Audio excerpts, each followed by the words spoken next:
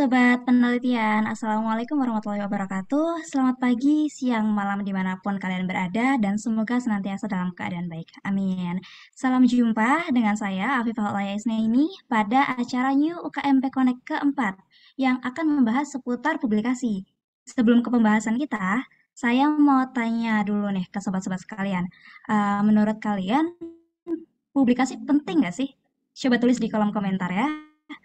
Nah, pada kesempatan kali ini kita akan dibersamai oleh dua pembicara keren, yaitu Mbak Asmi Aris dan Mas Asyif Awaludin Romadoni. Assalamualaikum Mbak Asmi dan Mas Asyif. Pertama-tama Mbak Asmi bagaimanakah kabarnya?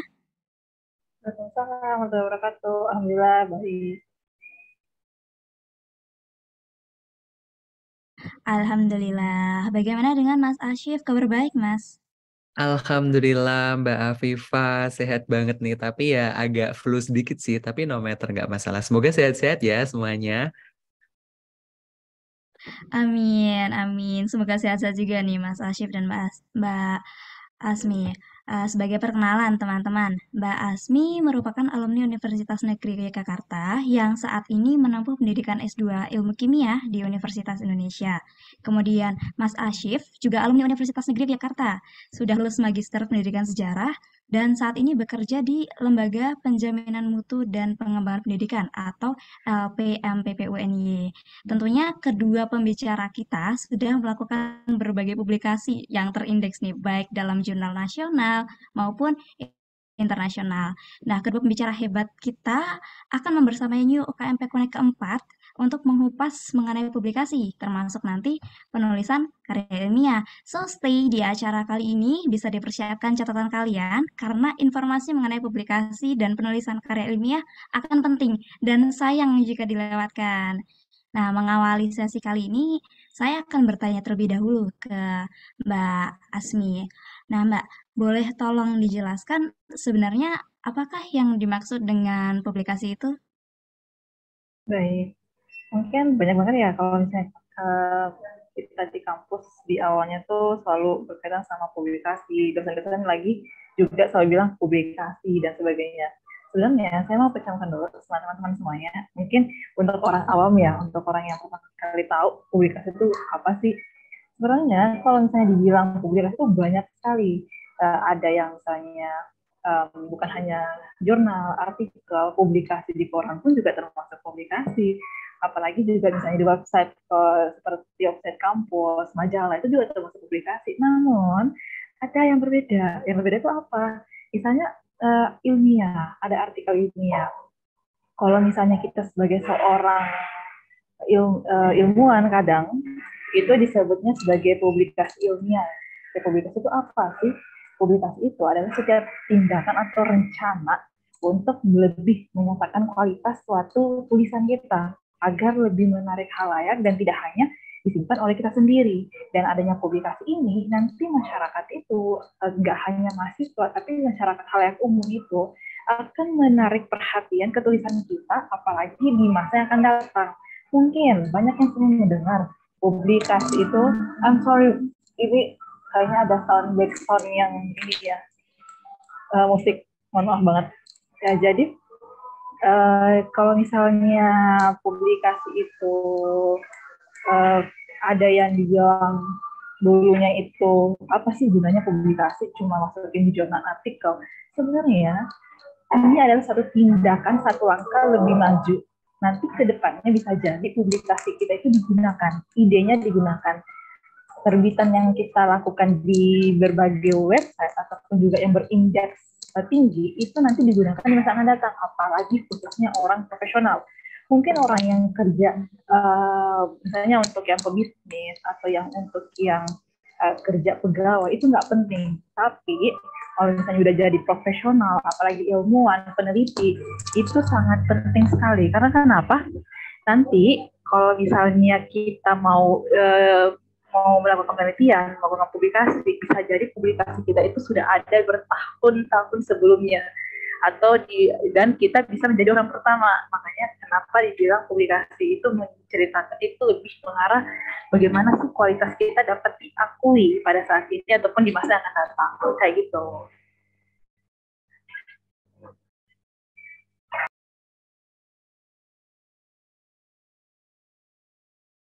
Oke, nah itu tadi penjelasan dari Mbak Asmi tentang publikasi. Bonus nih, udah dapat spoiler. Ternyata publikasi itu sepenting itu ya, teman-teman.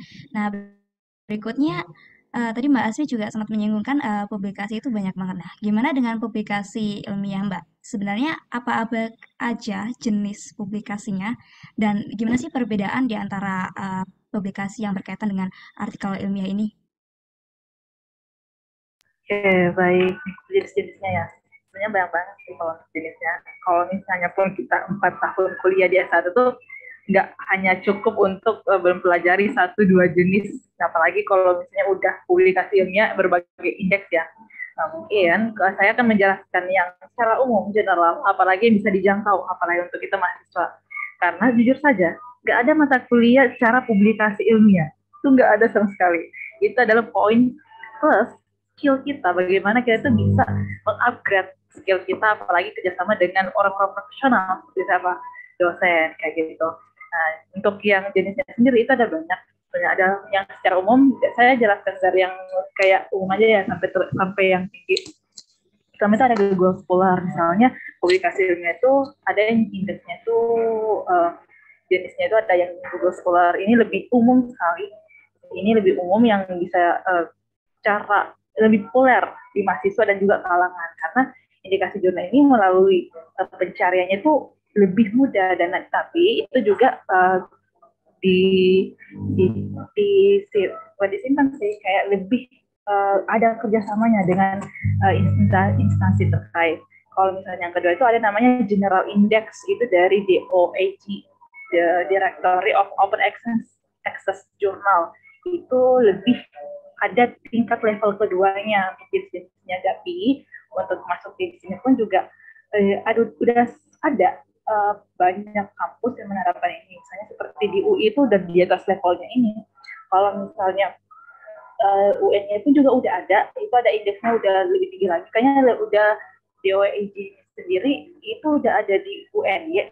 Tapi saya pernah tahu apakah semua fakultas ada atau enggak. Soalnya saya pernah coba di MIPA gitu. Kalau misalnya Google Scholar itu banyak banget, bahkan organisasi pun itu di UKM itu udah ada yang bisa publikasi yang berindeks yang pakai yang Google Scholar itu kan, ISSN. Terus ada juga Quality Assure Index, di mana itu lebih ngarah ke udah yang high banget. Ada yang Citation Index, ada Scopus. Kalau misalnya teman-teman tahu juga yang sains itu ada Science Direct, itu tuh udah ngarah publikasi yang benar-benar kita itu indeksnya itu udah sampai pakai review, ada review dan sebagainya. Itu yang lebih tingginya, dan itu memang kebanyakan S1 jarang sih publikasi sampai ke sana, tapi kalau orang yang punya ambisi buat jurnalnya kualitasnya itu tinggi, itu biasanya kita berani. Dan saya pernah nyoba itu, jujur saja itu sampai itu hampir ada yang 6 bulan, ada yang 1 tahun. Apalagi kalau kita yang S2, ya mungkin Mas Asyim udah pernah nih, saya kan masih baru nih S2, itu dan sampai dari awal itu udah ditekankan publikasi jurnal, dan itu indeksnya bukan main lagi, bukan Google Scholar lagi. Sampai kalau untuk yang kayak misalnya kimia ada namanya Royal Society Chemistry, itu dari Inggris, dan itu emang udah levelnya udah tinggi banget. Ya, terus ada juga yang nama yang yaitu Regional Index, itu tuh lebih ke acuannya itu yang benar-benar udah kerjasama dengan institut, bisa termasuk juga itu dengan SIMPA, itu termasuk, itu yang nasional ya. Kalau misalnya internasional tuh udah kayak tadi Royal Society Chemistry kayak gitu, itu dari Inggris. Kalau misalnya teman-teman juga biasanya ikut di conference seperti pastinya, itu bisa lihat juga ada yang misalnya indeks Scopus misalnya, kalau saya indeks Scopus itu juga sudah termasuk. Tapi kalau misalnya dibilang cara tembusnya gimana, itu nanti dijelasin lagi jadi seperti apa, karena tidak semudah itu untuk lulus sampai ke level tersebut. Kayak gitu. Terima kasih. Oke, itu tadi penjelasannya nih teman-teman tentang indeks, terus masuk jenis-jenis publikasinya, dan mungkin teman-teman juga kadang suka ditanyakan, ini ya indeks jurnalnya apa gitu. Nah, tadi ya sudah dijelaskan dari Mbak Asmi ya, ternyata indeksnya itu bermacam-macam, termasuk tingkatan-tingkatannya. Tadi juga sudah disinggung yang namanya DOI, ISSN. Nah, biasanya kan sering ditanyakan juga tuh istilah-istilah kayak gitu. Nah, tadi Mbak Asmi juga sempat menyinggung nih tentang eh, jenis dan jurnal gitu kan. Nah, kita kadang menemukan istilah yang namanya proceeding nih Mbak. Sebetulnya proceeding itu kayak gimana dan apa bedanya dengan jurnal yang sebelumnya tadi disebutkan yang publikasi gitu Mbak? Oke, baik antara proceeding sama jurnal ya. Kalau misalnya mungkin teman-teman pernah dengar ya, kalau seminar tuh bisa melakukan bisa melakukan kayak melakukan sih mengadakan seminar, nanti jurnalnya bisa dipublish di situ, kemudian masuk ke proceeding. Proceeding itu mengalurnya lebih mudah daripada jurnal. Misalnya apa, saya akan menjelaskan perbedaannya sendiri. Kalau jurnal itu saat kita melakukan publikasi jurnal itu tuh tahapnya sampai bertahap-tahap. Misalnya kita submit dulu, terus nanti ada editing, terus nanti ada review, kemudian ada feedback lagi, kemudian uh, ada apa namanya kayak kontrak itu, terus nanti ada publish dan sebagainya. Itu bisa dibilang jurnal itu merupakan salah satu cara publikasi yang terdiri dari beberapa tahap dan banyak tahap. Sedangkan kalau untuk proceeding, kita syaratnya itu untuk bisa menjadi proceeding, masuk ke proceeding aja, itu ikut seminar, pasti ikut seminar kayak konferensi gitu. Nah, itu tahapnya. Dan itu biasanya tergabung dalam semua peserta ataupun peserta dari seminar itu. Jadi istilahnya bisa dibilang apa yang lebih tinggi dan apa yang lebih bagus. Yang lebih bagus itu adalah kalau kita publikasi jurnal, bukan proceeding. Jadi teman-teman yang punya penelitian yang misalnya ini kualitasnya tinggi nih, nah itu ngarahnya ke jurnal. Kalau misalnya mau lebih indeksnya itu lebih tinggi dan kualitasnya lebih tinggi, saya sarankan untuk ngarahnya ke jurnal. Cuman di jurnal lagi itu nanti diseleksi ini nanti tulisannya siapa aja. Dan jurnal itu biasanya dia itu bisa lebih dari satu penulis institutnya. Misalnya kan dosen ya, ada kerjasama antara dosen satu sama misalnya UNY kerjasama dengan dosen UGM, atau misalnya dosen UI kerjasama sama ITB. Itu bisa, itu dimasuk ke jurnal karena indeksnya lebih tinggi, lebih diakui. Dan juga kalau itu memang harus disarankan sih, kalau misalnya untuk jurnal itu disarankan untuk lebih dari satu institut kayak gitu. Nanti satu penulisnya pun juga ada yang dosen, ada yang mahasiswa dan sebagainya dari latar belakang yang berbeda. Kalau proceeding, kalau misalnya kita pun sendiri atas nama sendiri, misalnya nih Asmi Aris dari UNY atau dari UI mau proceeding kan publish proceedingnya, itu boleh, dan hanya satu nama institut kayak gitu, itu boleh masuk ke proceeding. Nanti syaratnya cuma ikut seminar, kita presentasi, terus nanti bisa masuk ke bagian website penyelenggaranya. Terus kalau misalnya jurnal itu berbeda, itu nanti perlu ada lagi namanya ada namanya reviewernya itu nanti akan seleksi ini masuk nggak dari kriteria temanya. Jadi boleh berbagai macam jurnal itu diterbitkan 2 bulan sekali, 3 bulan sekali dari tema tertentu kayak gitu. Kalau misalnya jurnalnya mau cepet di publish, itu tuh kita baiknya mengikuti tren saat ini, mengikuti tema saat ini. Nah, misalnya kalau saya nih, kimia, apa sih tren sekarang? Nanopartikel misalnya, tren banget tuh bagaimana nanopartikel bisa sebagai drug delivery di tubuh gitu kan. Itu misalnya lagi tren sekarang. Jadi kalau kita semakin mengikuti tren perkembangan saat ini, itu biasanya reviewernya tuh lebih tertarik. Kayak misalnya tuh bisa dibilang cerita sederhananya ngantri gitu. Bagaimana sih ketertarikan dari reviewer? Kalau proceeding kan itu termasuk temanya, kita ikutin aja, kita masukin aja, nanti ikut seminar, itu langsung bisa publish kayak gitu. Dan memang bisa dibilang itu susah, karena saya saja pernah ikut dua-duanya. Proceeding itu saya cuma 1 bulan, 2 bulan itu udah publish. Kalau misalnya udah jurnal, saya pernah jurnal itu sampai nunggu 6 bulan, 1 tahun. Bahkan yang skripsi saya masukin ke Index Scopus itu sampai sekarang ke 1 tahun. Karena kenapa? Pasti ada yang disuruh edit lagi nih. Terus juga nggak terlalu, bukan tren saat ini ya. Dulu kan trennya 2021 kan COVID ya. Nah, jadi pasti nggak terlalu tertarik nih.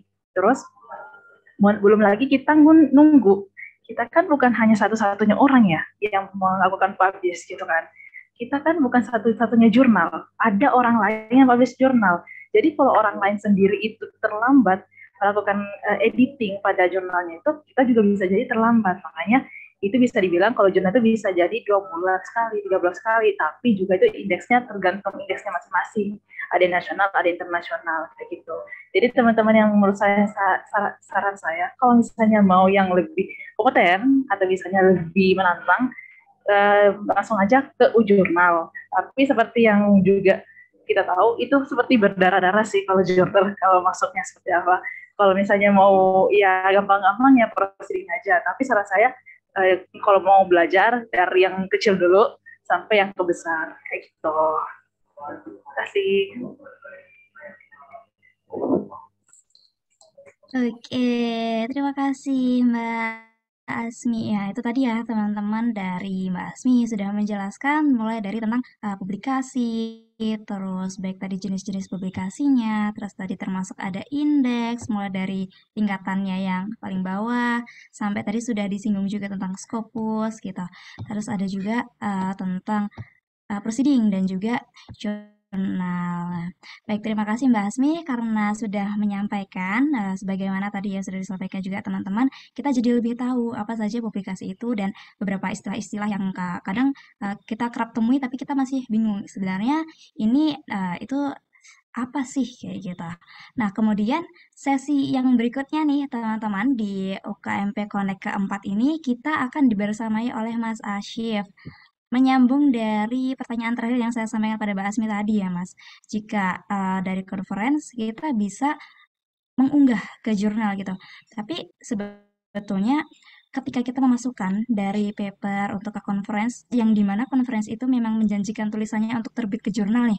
Sebetulnya gimana sih cara kita memastikan supaya jurnalnya itu bisa tetap berkualitas gitu Mas? Kan kadang kalau mahasiswa tuh kita maunya yang cepet, terus bisa jurnal gitu, ada namanya kita, oh ternyata kita udah publikasi ini, nah kayak gitu. Gimana Mas?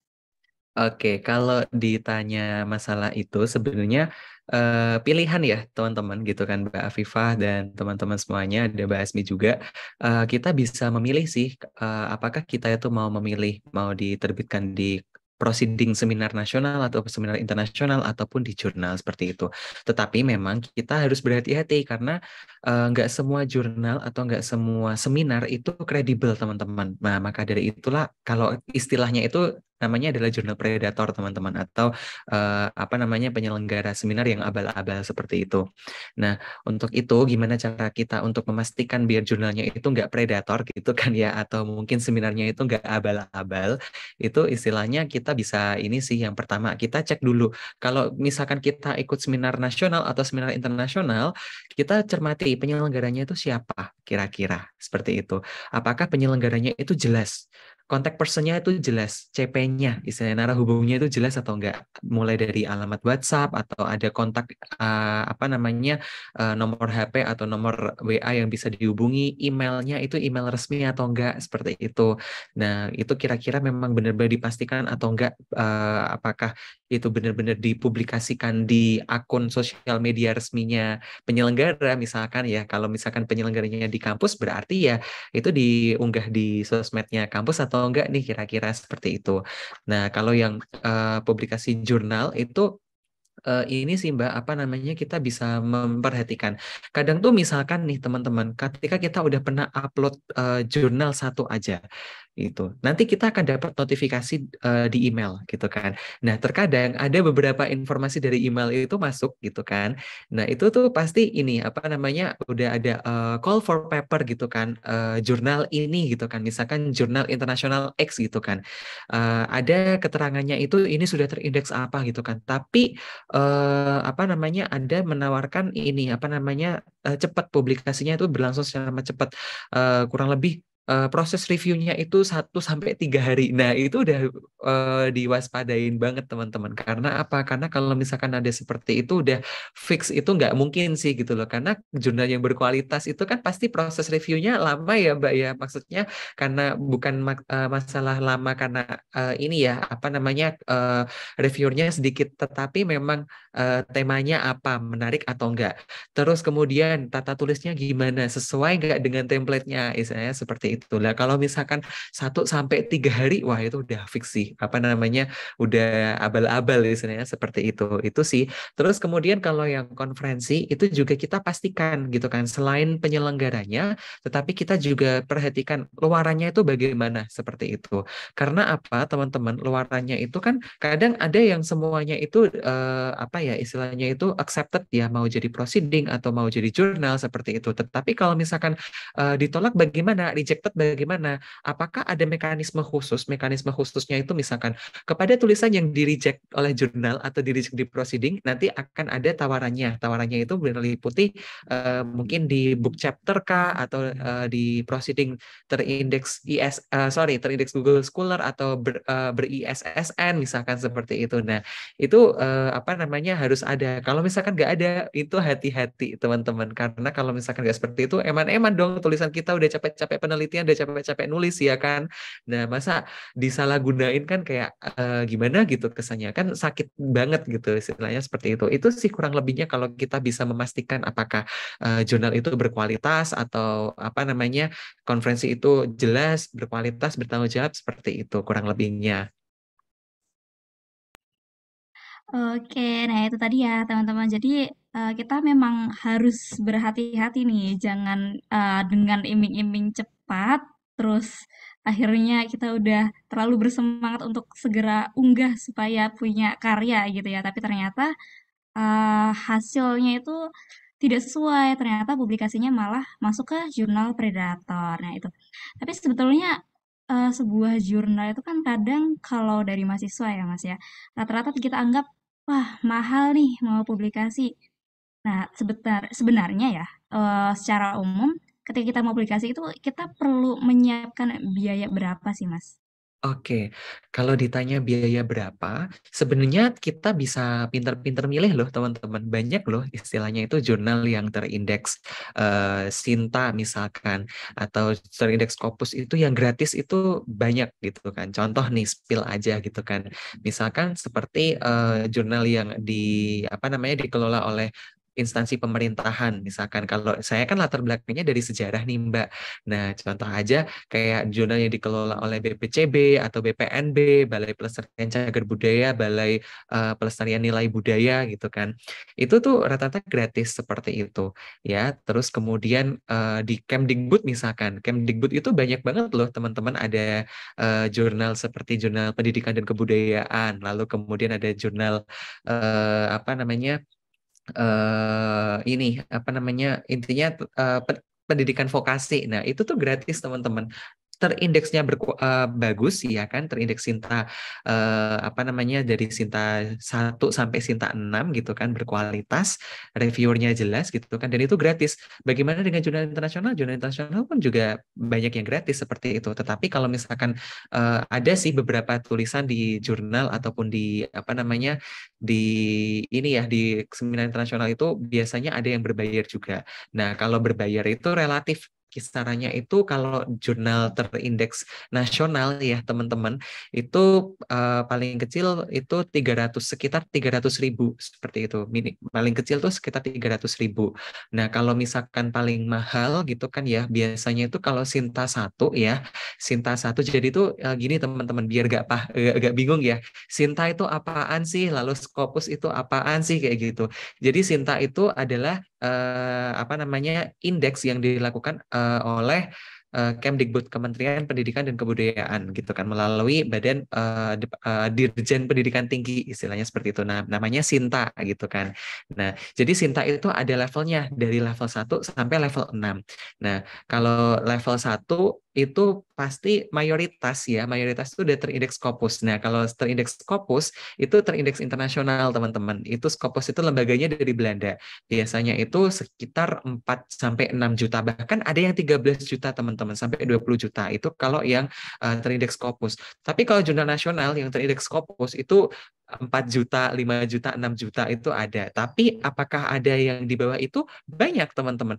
Jurnal Sinta 6 itu ada yang gratis, 300.000 ada, 350.000 ada, seperti itu. Terus jurnal yang Sinta 2 aja, Sinta 2 itu bawahnya Sinta 1, teman-teman. Nah, jadi itu pun ada yang belum terindeks Scopus gitu kan. Itu paling mahal kisaran 2 juta atau 1.500.000 seperti itu. Terus ada ini apa namanya, kalau jurnal Sinta 3 itu paling mentok itu 1 juta, nggak ada di atas 1 juta seperti itu. Kalau Sinta 4, Sinta 5, Sinta 6, nah itu di bawah 1 juta, teman-teman. Nah, tapi kok kesannya bayar ya gitu kan ya. Kok kesannya bayar? Apakah kan kadang ada tuh misalkan kita tuh nulis gitu kan, nulis dibayar gitu kan, nulis di jurnal udah tembus dibayar. Ada, teman-teman, itu biasanya jurnal ini apa namanya yang dikelola oleh LSM gitu kan, lembaga swadaya masyarakat, atau jurnal yang dikelola oleh lembaga pemerintahan juga gitu, teman-teman. Contoh seperti jurnal yang dikelola oleh Mahkamah Konstitusi. Itu kalau misalkan teman-teman itu kan bidangnya adalah hukum. Kalau misalkan teman-teman udah tembus berhasil di situ, ya kan, itu terindeks Sinta 2, teman-teman nggak bayar, tapi dapat insentif 2 juta. Lumayan banget tuh, teman-teman, ya kan. Tapi emang proses reviewnya ketat banget sih, seperti itu. Terus jurnal yang dikelola oleh instansi pemerintahan pun juga ada beberapa yang ini sih, yang diberikan insentif seperti itu gitu kan. Contoh kayak Handep gitu kan, itu dikelola oleh BPCB Kalimantan Barat seperti itu. Itu lumayan tuh, 400.000.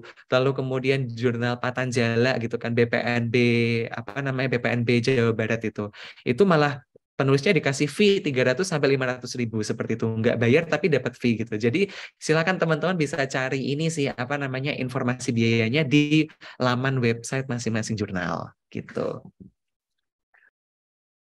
Oke, nah itu tadi dari penjelasan dari Mas Ashif ya teman, mungkin ini sedikit menjawab kegalauan dari teman-teman mahasiswa yang pengen ke jurnal tapi masih mikir-mikir biayanya nih. Padahal ternyata kalau kita mencari ada banyak banget kesempatan untuk publikasi, tapi budgetnya bisa disesuaikan gitu ya. Malah ada Bener, yang gratis gitu ya. gratis. Jadi teman-teman, nah, ngomong-ngomong soal gratis nih, tadi kan yang gratis-gratis itu malah dapat fee. Nah, tapi tentunya kita harus berusaha lebih dalam menulis ya kan ya, Mas. Ngomong-ngomong soal menulisnya, sebenarnya kepenulisan untuk jurnal itu seperti apa sih, Mas? Terkadang kan kita sewaktu di kelas mungkin terbiasa untuk menulis juga nih, entah nanti baik dalam menulis yang sebagai opini ataupun sebagai esai. Tapi kalau untuk jurnal itu kayak gimana, Mas? Oke, kalau jurnal itu lebih kaku ya, lebih kaku. Aku menangkapnya lebih kaku dibandingkan proceeding, lebih kaku dibandingkan dengan kayak artikel ilmiah populer yang ada di koran atau di majalah atau di blog seperti itu, teman-teman. Karena apa? Karena jurnal itu ada template tertentunya, teman-teman. Ada template tertentu yang harus diikutin gitu kan. Mulai dari abstraknya itu harus terdiri atas berapa kata, kayak gitu. Judulnya harus terdiri atas berapa kata, seperti itu. Terus fokus scope temanya gitu kan, tema penulisannya itu seperti apa, fontnya juga sampai marginnya itu ditentuin sangat rigid loh, teman-teman, gitu kan. Dari before afternya itu sangat rigid, teman-teman. Bahkan ada teman saya itu nulis jurnal itu gak ketolak karena masalah tata tulis. Nah, jangan sampai teman-teman kalau misalkan ini apa namanya nulis jurnal itu ketolak gayanya gara-gara tata tulis. Itu konyol banget sih, teman-teman. Emang udah tahu kalau misalkan mau publish di situ ya harus ikuti aturan di situ gitu ya, teman-teman. Terus ini juga apa namanya, trennya itu kalau saat ini adalah ke penelitian lapangan seperti itu. Jadi apa namanya, memang harus digali penelitian lapangan dan kalau bisa itu berdampak secara menyeluruh seperti itu. Nah, terus penggunaan sitasinya juga, teman-teman. Sitasi atau pengutipannya seperti itu, dan juga penggunaan daftar pustaka. Apakah modelnya itu APA gitu kan, apa style atau MLA style atau Chicago style kayak gitu. Dan juga teman-teman harus bisa ini apa namanya, menggunakan software, teman-teman, perangkat lunak aplikasi Mendeley, teman-teman. Untuk mengelola ini apa namanya daftar pustakanya seperti itu, bisa pakai Mendeley, bisa pakai EndNote, bisa pakai Zotero, tapi yang familiar itu adalah Mendeley. Kenapa? Karena kalau pakai Mendeley itu udah jelas seperti itu, arahnya seperti apa gitu kan. Dan ingat juga kalau di jurnal itu eh, referensinya itu buku itu sedikit gitu kan. Jadi porsinya itu paling banyak jurnal, teman-teman. Jadi kalau apakah buku itu tidak diperbolehkan? Diperbolehkan, tapi porsinya itu sedikit gitu kan. Paling hanya sekitar 20 atau 25%. 75%-nya adalah jurnal itu tadi, yang luarannya adalah 5 tahun hingga 10 tahun terakhir. Seperti itu. Oke, Mas. Nah, itu tadi ya dari teman-teman. Ada tips juga nih sekalian dari Mas Asyif. Nah, tadi kan sempat disinggung ya, Mas, terkait eh, merujuk gitu, merujuk dengan sumber. Nah, tapi kadang kita bingung nih kalau hanya sekian itu yang harus mengutip. Terus kalau mengutip itu ketentuannya harus kayak gimana sih? Atau barangkali Mas Asyif ada tips juga nih, gimana supaya tulisan tuh nggak semuanya tuh mengutip gitu Mas. Nah, terus gimana kalau kadang kan mahasiswa bingung ya. Kalau misal kita ambil istilah-istilah dari luar, nah itu tuh apakah diperbolehkan? Terus misal meminjam beberapa kata dari jurnal lain, nah itu seperti apa Mas? Oke, nah kalau misalkan seperti itu, teman-teman harus perhatikan ini apa namanya, kalau di jurnal itu jarang sekali ada yang mengutip secara langsung gitu ya. Jadi kalau mengutip secara langsung kan teman-teman udah pada ngerti ya pasti ya, jadiin satu paragraf gitu kan kalimatnya, ya kan, terus kemudian di spasi satu kayak gitu, itu nggak boleh teman-teman. Jadi kalau sebisa mungkin itu diparafrase memang tidak masalah. Yang penting memang harus dicantumkan referensinya gitu loh. Kalau nggak dicantumin referensinya sama dengan plagiasi dong kalau misalkan ketahuan. Nah, seperti itu. Nah, jadi teman-teman kalau misalkan seperti itu, teman-teman silakan melihat template yang di ini apa namanya diminta gitu kan. Nah, apakah template-nya itu misalkan menggunakan body note gitu kan? Body note-nya itu modelnya apa namanya yang APA gitu kan? Kalau yang APA itu kan ada yang ini ya apa namanya yang nama terus kemudian tahun terus ada halaman berapa yang kita kutip seperti itu. Nah, itu modelnya MLA kalau ada halamannya. Tapi kalau yang APA itu nggak ada halamannya seperti itu. Atau mungkin modelnya yang lain gitu kan, misalkan yang Cecego misalkan dan lain-lain seperti itu. Terus referensinya itu juga diperhatiin teman-teman. Kira-kira apa namanya, apakah ini apa namanya semacam relevan atau enggak sih seperti itu. Jadi maksudnya tuh kayak nyambung nggak ya kira-kira seperti itu. Jadi sebisa mungkin teman-teman harus ini menyesuaikan dengan template jurnalnya gitu kan karena teman-teman itu ingin publish di situ gitu loh. Jadi jangan sampai teman-teman itu nakal gitu kan dalam tanda kutip karena banyak banget loh teman-teman tulisannya ditolak karena masalah tata tulis gitu kan. Nah, hitung-hitung latihan publikasi itu latihan untuk kita mendisiplinkan untuk skripsi misalkan sebagai contoh gitu kan atau mungkin melakukan penelitian yang lebih rigid istilahnya seperti itu. Gitu Mbak Afifah dan teman-teman. Oke, Mas. Ya, tadi sudah menjawab ya, teman-teman. Jadi kalau misalnya kita mau melakukan publikasi, perhatikan tempat mana sih kita melakukan publikasi dan tempat tersebut itu menginginkan format yang seperti apa. Nah, itu biasanya bisa ditemukan di websitenya ya, ya, Mas ya. Iya, betul. Jadi ikuti gaya selingkung jurnalnya. Nah, seperti itu. Nah, ini ya harus jadi remind ya, teman-teman. Jangan sampai sudah susah payah, tapi ternyata gagalnya karena administrasi.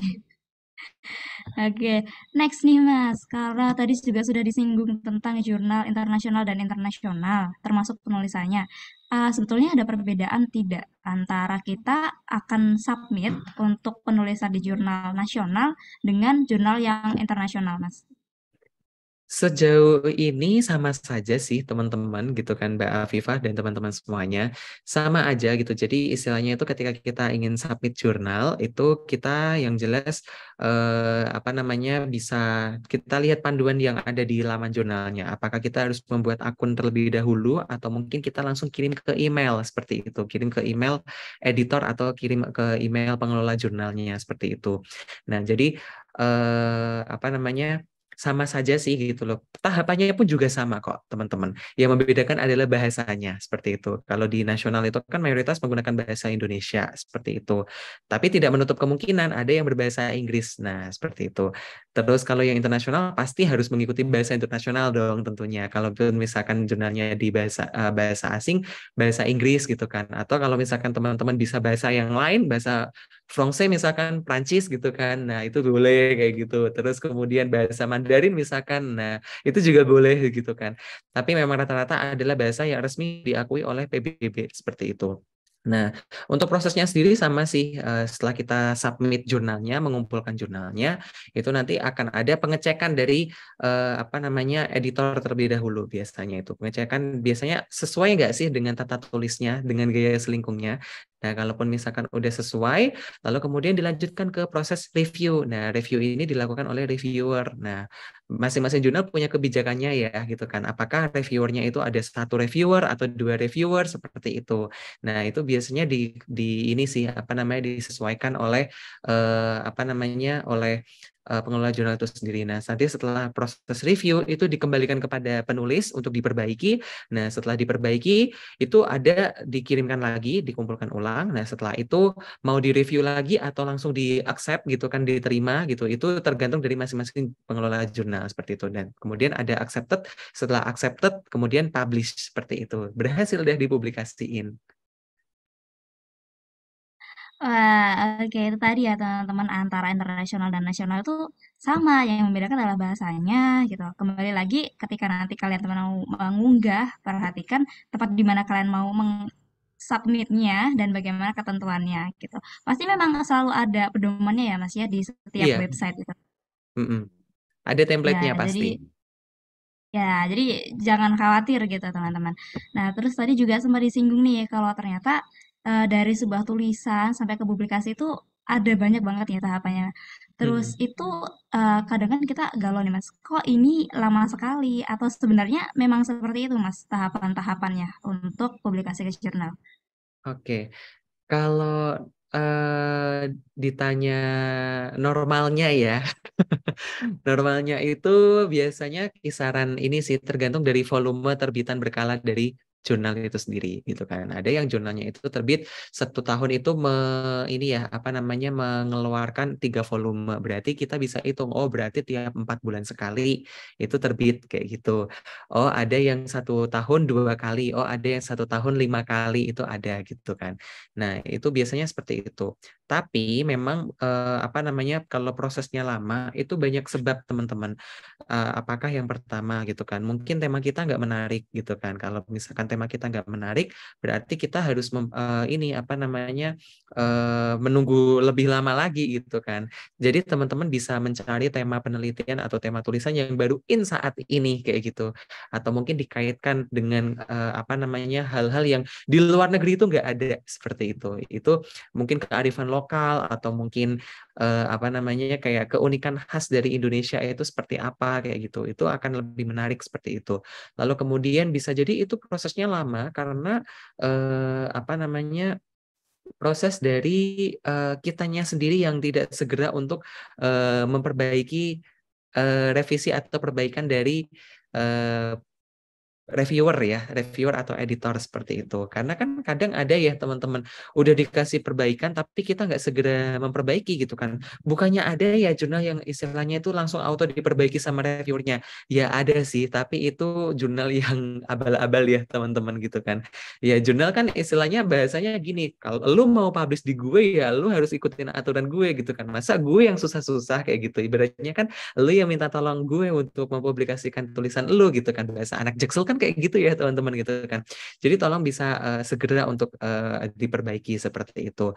Terus sama ini juga, oh iya kalau yang jurnal internasional itu uh, tidak diperkenankan untuk melakukan menerjemahkannya itu dengan Google Scholar teman-teman. Nah ini biasanya kan Google Scholar tuh kan penolong mahasiswa ya, penolong kita semua ya gitu kan. Kalau misalkan waktunya kepepet atau gimana itu ya udah deh Google Scholar aja deh gitu. Nah, tapi teman-teman sebisa mungkin gunakan penerjemah yang diandalkan seperti itu. Mungkin teman yang native atau mungkin teman dari bahasa Inggris misalkan seperti itu. Kalau pakai Grammarly gimana gitu kan? Tidak semua jurnal itu menerima Itu teman-teman. Jadi silakan teman-teman bisa mencermati apakah jurnalnya ini kalau di bahasa Inggriskan atau di bahasa asingkan itu menerima yang menggunakan terjemahan dari Grammarly atau enggak. Nah, karena kan di Grammarly udah bisa diperbaiki langsung nih teman-teman kayak gitu, dikorek apa namanya ini diperbaiki untuk ini ya apa namanya kata-katanya seperti itu. Gitu kurang lebihnya, Mbak. Oke, baik, Mas. Oh ya, tadi, Mas, maaf, Mas, izin konfirmasi. Yang dimaksud tadi Google Translate ya, Mas, ya? Kadang-kadang kayak kita Google pakai. Translate, Ya, malah Google oke. Scholar, maaf, salah fokus. Biar nggak ngantuk ya Mbak ya. Biar teman-teman yang barangkali sedang menyimak ini juga ini sadar nih ternyata, oh, yang dimaksud adalah Google Translate. Itu ya, Translate teman-teman. Jadi bener. bisa digunakan jasa penerjemah dan sejenisnya. Jadi jangan bergantung kepada mesin. Oke, Mas, berikutnya nih, Mas. Jika tadi sudah membahas tentang publikasi, kemudian tipsnya tadi juga sudah sedikit disinggung ya, Mas. Tapi sebenarnya ada nggak sih tips dari Mas Asif sendiri ketika kita mau publikasi? Ada tips-tips penulisan tersendiri yang harus kita perhatikan nih waktu mau publish gitu, Mas. Mungkin bisa di-share ke teman-teman. Silakan, Mas. Oke, sebenarnya nih ya teman-teman, kalau misalkan kita pengen tembus ke jurnalnya, ya kan, teman-teman yang jelas pertama kali harus teman-teman lakukan adalah maaf BGN, maaf banget BGN salah fokus. Nah, jadi itu silakan teman-teman sesuaikan dengan selingkung jurnalnya, template jurnalnya itu harus diperhatiin dengan benar. Mulai dari judulnya, fontnya, font size-nya, bahkan sampai pewarnaan fontnya gitu kan, format-format tertentunya itu teman-teman harus ikutin seperti itu. Kalau bisa di referensi itu gunakan Mendeley, teman-teman. Gunain Mendeley karena di Mendeley itu sangat lengkap gitu kan, teman-teman bisa memudahkan teman-teman mencari artikel gitu kan.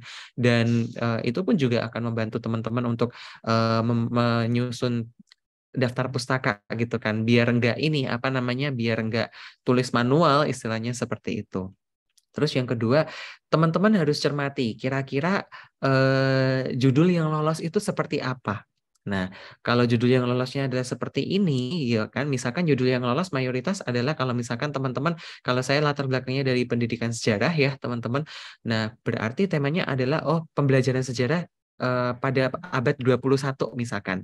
Oh, berarti berkaitannya dengan abad 21 misalkan apa gitu kan. Keterampilan 4C misalkan. Ya udah teman-teman gali gitu kan dari sudut mana gitu kan, atau mungkin pendidikan karakter misalkan, atau mungkin apa isu yang baru yang diangkat atau dikupas setajam silat oleh jurnal itu. Terus yang selanjutnya adalah teman-teman, kita kan di jurnal itu kan ada yang namanya siapa ya reviewernya, siapa ya editornya, kan begitu, ya kan? Nah, kalau bisa nih ya, kalau bisa teman-teman harus mengutip atau mensitasi dari karya reviewer atau karya editornya. Ini penting banget teman-teman, karena saya baru ngerti gitu loh. Oh, ternyata karya saya itu lama banget tembusnya itu karena saya nggak mensitasi karya dari reviewernya ya, karya dari editornya ya. Itu semacam politik sih teman-teman, lebih ke politik ini ya, politik publikasi seperti itu. Karena kalau misalkan nggak seperti itu, kadang lama gitu loh. Dan sebagai contoh, misalkan itu kan akan ini ya teman-teman, apa namanya? Kalau dalam dunia akademisi, jurnal itu akan semakin berpengaruh. Tulisan itu akan semakin berpengaruh apabila banyak yang mengutipnya, apabila banyak yang mensitasinya. Nah, silakan teman-teman bisa mencermati. Oh, reviewernya siapa nih kira-kira?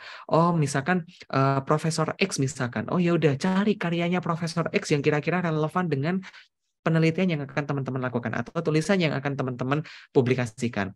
Lalu ada juga jurnal yang modelnya tolong disitasi minimal berapa jurnal dari jurnal yang itu tadi gitu. Misalkan saya ingin mempublikasikan jurnalnya di jurnal ini sebagai contoh ya, jurnalnya itu namanya adalah jurnal Tralala gitu kan. Berarti saya paling nggak harus mengutip 5 jurnal tralala yang relevan dengan tulisan saya atau penelitian yang saya lakukan. Seperti itu. Itu penting banget teman-teman. Karena apa? Karena memang terkadang itu untuk membantu mendongkrak publikasi juga, istilahnya seperti itu dari pengelola jurnal. Tapi yang paling penting itu adalah dari segi kontennya tadi ya, temanya. Apa yang diangkat oleh jurnal itu di volume-volume tertentu itu harus dikembangin gitu kan. Dan juga gaya selingkuh jurnal itu tadi. Ikutin pokoknya. Insya Allah kalau misalkan teman-teman udah ikutin template-nya, udah fix lolos, auto lolos gitu kan. Auto lolos sebelum direview gitu kan. Nah, nanti kalau di proses review nanti akan peluang lolosnya akan lebih besar seperti itu. Gitu nih Mbak Afifah dan teman-teman. Nah, tadi sudah dijelaskan ya teman-teman, ada tipsnya, tinggal kita laksanakan. Nah, barangkali nih Mas, dari teman-teman ada yang penasaran, gimana sih suka duka dari Mas Ashif selama melakukan publikasi kan dari Viva lihat dari CV-nya, Masya Allah publikasinya ya Mas ya. Nah, barangkali bisa dibagikan, nah akan jadi pelajaran juga nih untuk teman-teman. Silakan Mas. Sebenarnya saya tuh masih banyak belajar kok Mbak, beneran sampai sekarang tuh masih banyak belajar seperti itu. Karena apa? Karena memang publikasi itu istilahnya ada yang bilang itu bejo-bejonan kayak gitu. Tapi bejo itu atau keberuntungan itu bisa kita peroleh kalau misalkan kita udah berusaha seperti itu. Yang penting kita coba dulu. Jujur ya, publikasi saya pertama kali itu adalah waktu S1. Itu pada tahun 2017, teman-teman. Tapi itu publikasinya adalah di book chapter seperti itu. Ya lumayan lah jadi CV, ya kan teman-teman. Itu enak banget loh istilahnya. Wah, udah pernah nulis buku nih gitu kan. At least book chapter gitu kan. Wah, penulis kita ada di bab tertentu gitu. Lumayan gitu kan. Nah, itu kebetulan adalah waktu itu eventnya adalah di FIS teman-teman, di Fakultas Ilmu Sosial Universitas Negeri Yogyakarta, yang mana pada waktu itu menyelenggarakan semacam kegiatan PKM ya, PKM atau hibah penelitian ya, hibah penelitian yang didanai oleh fakultas. Nah, penelitian yang terbaik itu nanti akan diikutkan di seminar internasional yang nanti luarannya adalah buku tadi. Nah, seperti itu. Alhamdulillah penelitian saya waktu itu bersama Mbak Afrian Dwi Yunitasari dan Mbak Nur Rohmah itu lolos 2 penelitian terbaik dan alhamdulillah masuk ke seminar internasional dan dibukukan gitu. Jadi itu bukunya diterbitin oleh Vistrans teman-teman. Jadi kalau misalkan teman-teman mau penasaran bukunya seperti apa, boleh hubungi saya. Wah, ini kayak semacam mengandung endorse ya Mbak ya, tapi ini kok nggak jualan banget kok seperti itu. Nah, dari situ tuh saya ini sih trial and error gitu kan. Oh, sepengetahuan saya kalau misalkan tulisan itu mau dipublikasikan ikut seminar aja gitu kan. Makanya saya pada waktu itu rajin banget ikut call for paper seperti itu. Nah, yang paling mengesankan itu adalah waktu S1 juga, itu 2019. Ini debut pertama saya di jurnal ini, teman-teman. Debut pertama saya di jurnal.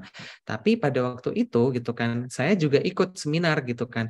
Seminar yang luarannya itu nanti tulisan akan dipublikasikan di jurnal. Nah, ternyata saya baru ngerti gitu kan. Oh, ada ya seminar itu luarannya tulisan yang dipublikasikan di jurnal. Ternyata ada, waktu itu diselenggarakan oleh Pendidikan Sejarah Departemen Sejarah Universitas Negeri Malang. Nah, itu alhamdulillah lolos di jurnal Sinta 4, Mbak, dan teman-teman semuanya. Itu di jurnal Pendidikan Sejarah Indonesia itu. Jadi waktu itu saya nulis sama teman saya Mas Dawidi gitu kan. Dawidi Witir gitu. Itu kayak dari zaman S1 sampai sekarang itu udah kayak apa ya istilahnya itu udah bro banget gitu loh sama saya, itu udah tahu jeleknya saya kayak gimana gitu kan. Nah, itu loh kok ada revisinya ya kayak gini ya. Waduh, banyak banget nih revisinya gitu kan. Oh, tapi nggak masalah gitu kan. Ya udah deh dicoba aja deh. Wit, tambahin ini ya Wit gitu kan. Wah, itu sampai kami begadang tuh Mbak kayak gitu tuh demi itu gitu kan.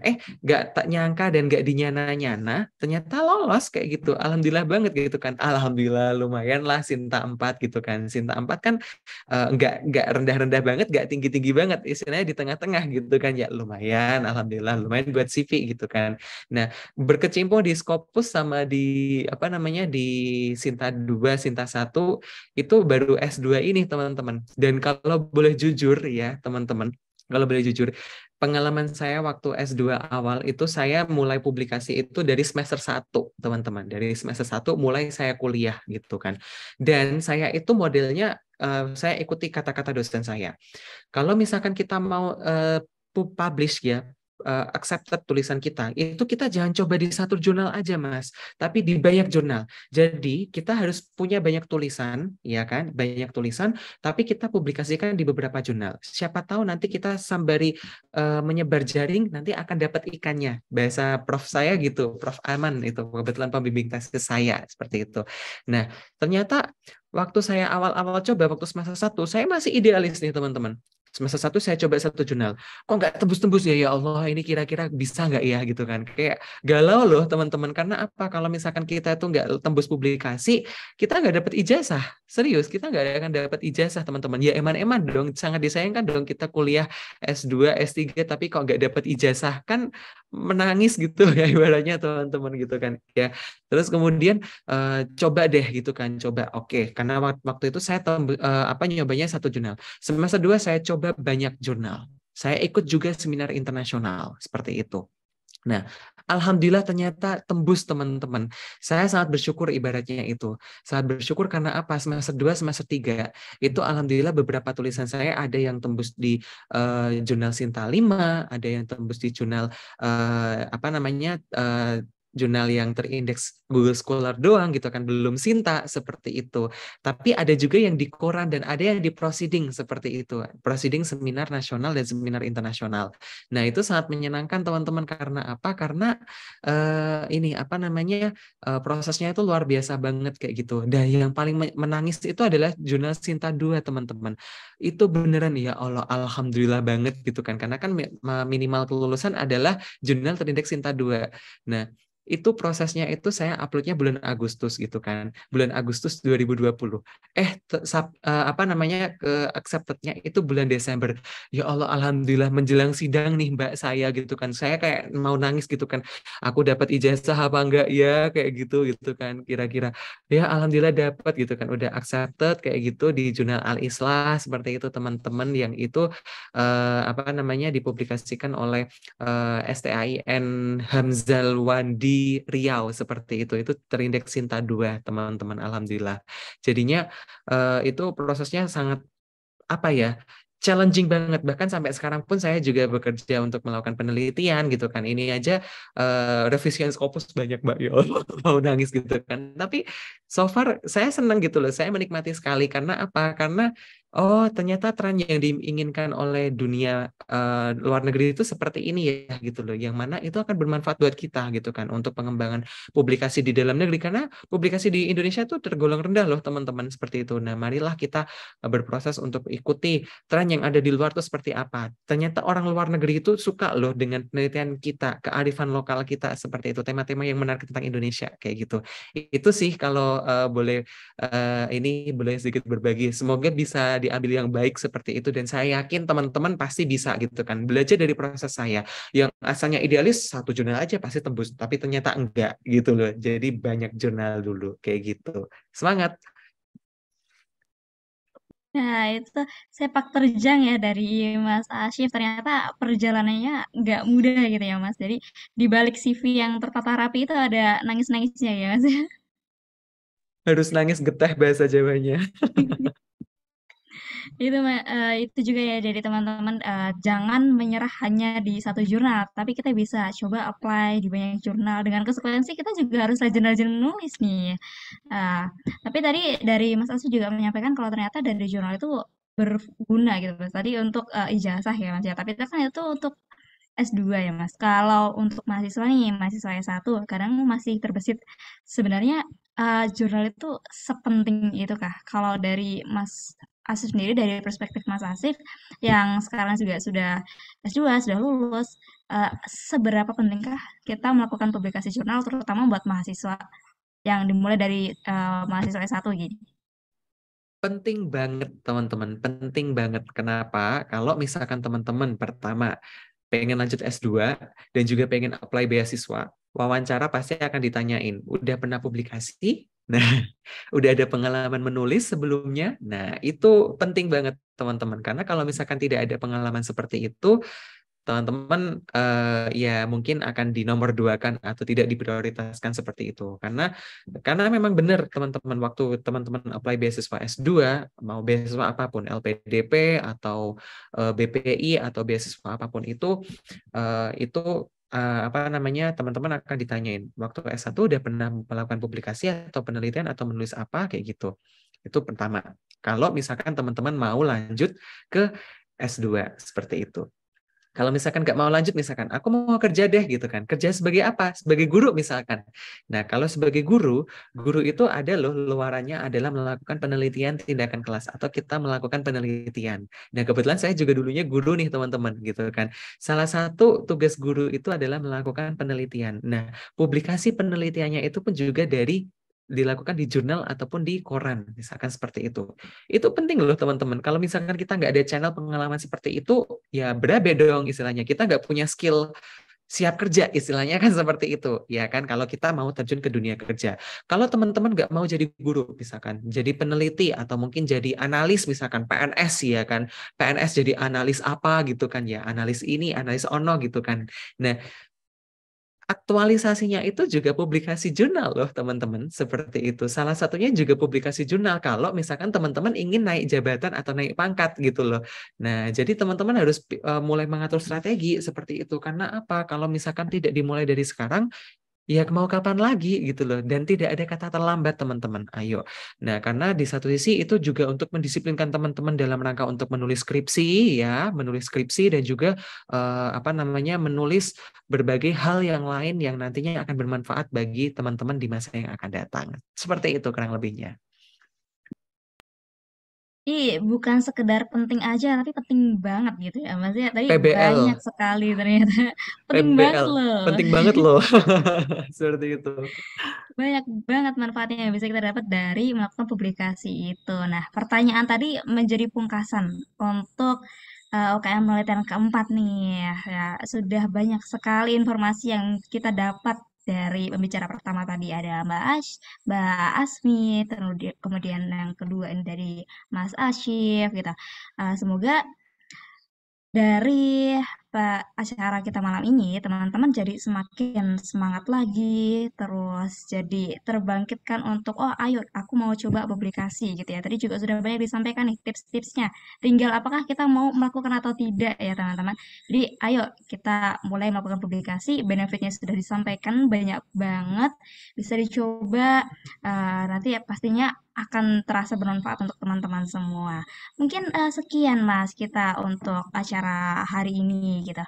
Terima kasih Mas Asif atas ilmu dan informasi yang sudah disampaikan untuk teman-teman, untuk saya sendiri juga. Semoga kita bisa apa ya kita berbagi seperti ini bisa bermanfaat juga untuk teman-teman yang lain gitu ya Mas ya. Amin. Amin, amin. Amin, Makasih amin. banyak juga udah mengajak saya buat belajar bareng dengan teman-teman UKM Penelitian UNJ. Sukses teman-teman semuanya. Ditunggu karya jurnalnya. Asik. Oke, jadi dapat sukses dari Mas Asyif. Kita aminkan sama-sama sukses sama-sama ya. Amin. Oke, demikian tadi Sobat Penelitian mengenai UKMP Connect yang keempat. Sangat informatif, bukan? Nah, udah pada mencatat belum nih? Nah, kalaupun nanti belum mencatat, bisa di-replay lagi videonya, bisa didengarkan lagi. Kalau kalian sedang bimbang, bisa dibuka lagi ini YouTube-nya UKM Penelitian, bisa didengarkan ulang. Oh, ternyata tips-tipsnya seperti ini, kayak gitu. Nah, kita bisa mengenal berbagai macam ya tadi informasi yang sudah disampaikan, mulai dari jenis-jenis publikasinya, bahkan pemahaman tentang publikasi. Ternyata publikasi itu banyak sekali, ada tingkatan-tingkatannya, ada yang internasional, ada yang nasional. Terus kalau berbayar, ya memang ada yang berbayar dan sekian itu memang adalah budgetnya. Tapi kita bisa pintar-pintar mencari, ada yang gratis loh, kita bisa manfaatkan jurnal-jurnal yang gratis itu. Tapi hati-hati dengan yang namanya jurnal predator, jangan asal dimasukkan. Dan kalau sudah masuk ke jurnal, diperhatikan selingkungnya, tata tulisnya, terus tadi juga udah disampaikan tips-tipsnya gimana caranya milih judul harus yang sesuai dengan jurnalnya gitu. Bisa juga kepoin reviewernya gitu ya teman-teman ya. Jadi semoga jurus-jurus yang tadi juga sudah disampaikan dari kedua pembicara hebat kita bisa membantu kawan-kawan semua untuk melakukan publikasi gitu teman-teman. Sampai jumpa di pertemuan berikutnya UKMP Connect yang berikutnya. Saya Afifah Olaya Isna selaku moderator undur diri. Mohon maaf atas salah dan kurang.